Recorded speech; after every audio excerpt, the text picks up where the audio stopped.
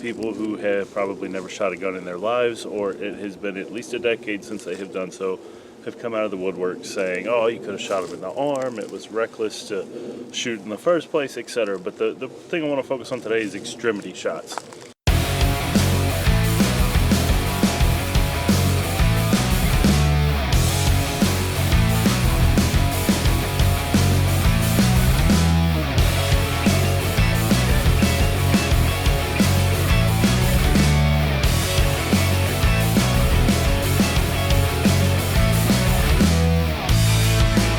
What's going on, folks? I want you to say hi to my co-host today. I've got Joffrey SBG, just made that up, simulated bad guy we'll call him.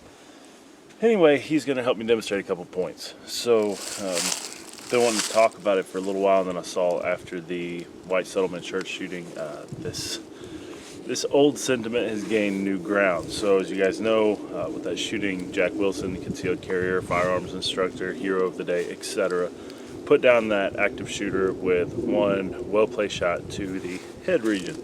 And naturally, people who have probably never shot a gun in their lives, or it has been at least a decade since they have done so, have come out of the woodwork saying, oh, you could have shot him in the arm, it was reckless to shoot in the first place, etc. But the thing I want to focus on today is extremity shots.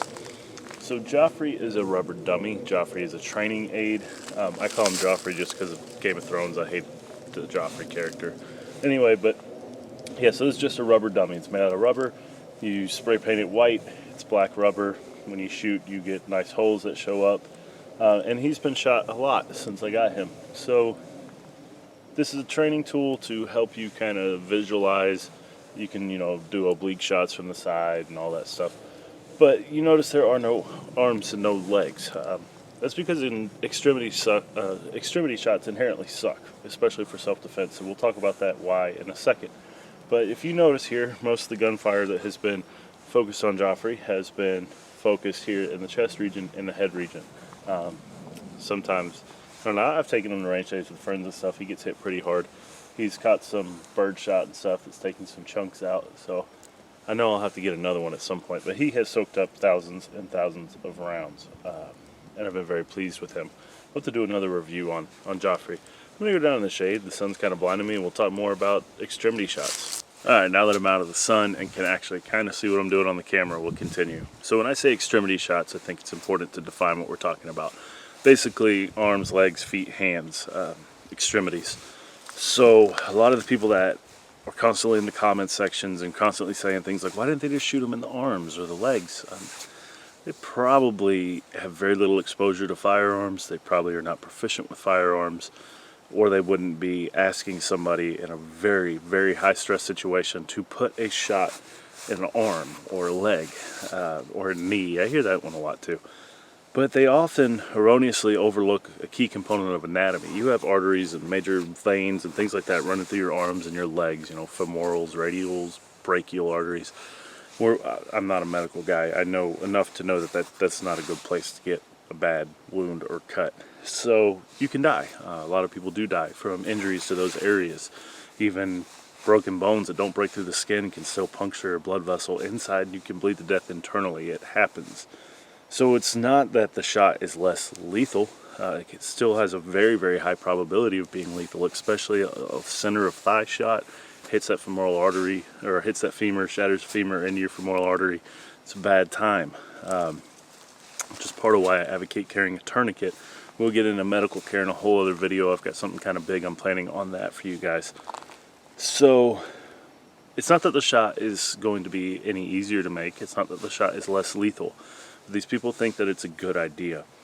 Number one, getting my shots on target is paramount. And if especially in a crowded environment like that church shooting or any other urban populated place, getting those shots to go where you want them to go and into the bad guy and nothing else is paramount.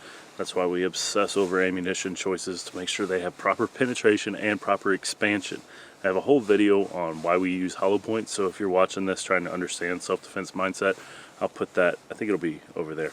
I'll put that up there. It'll be a card to a video on why we use hollow points for self-defense. So, center of mass shots does two things. One, it has a single greatest chance of stopping an attacker center mass, the headshots, both, I'm going to lump them together. Single best chances of stopping an attacker from doing whatever violent behavior they've exhibited that led you to draw your gun. Number two, especially center of mass, it has the least chance for a miss. It has the least chance for pass through. It's a very thick part of the body, the thickest part of the body, in fact. So your likelihood of over penetrating, if you've done your research on your ammo and it performs as it's anticipated to perform, which is another thing, bullets are weird, it should give you the greatest chance of stopping the attacker without hurting somebody else. Headshots, I think you need to train for them. I think that, as was exhibited by Jack Wilson, that is pretty much the only way to just shut somebody's lights out. You have psychological stop, which is, oh man, I got shot, I don't want to keep doing what I'm doing anymore. You have a incapacitating shot, which is either going to be your shutting off the computer up here or causing enough blood loss that they can no longer continue to fight, or stopping the heart. So a lot of shots with handguns are actually psychological stops. I think 80% of victims shot with a handgun survive. It is a, hey, this sucks, I do not want to get shot again, I'm stopping what I'm doing. That's a win. We don't want to kill anybody either on the self-defense side of things, right? We just want our family and ourselves to be safe and get out of that environment. So that's a win. The physically incapacitating shot, though, may be what's required. Based on the behavior exhibited by this gentleman down at that church in Texas, I don't think that if he would have gotten a grazing wound to the arm that he would have stopped what he was doing. Somebody on meth may not stop what they are doing. There's stories everywhere. People shot multiple times, including in semi-vital areas or semi-immediately vital areas. They keep fighting for seconds, minutes. It gets ridiculous. Bullets do weird things. The human body does weird things. So when every millisecond counts, I'm going to put my rounds where I have the highest likelihood of stopping that attacker.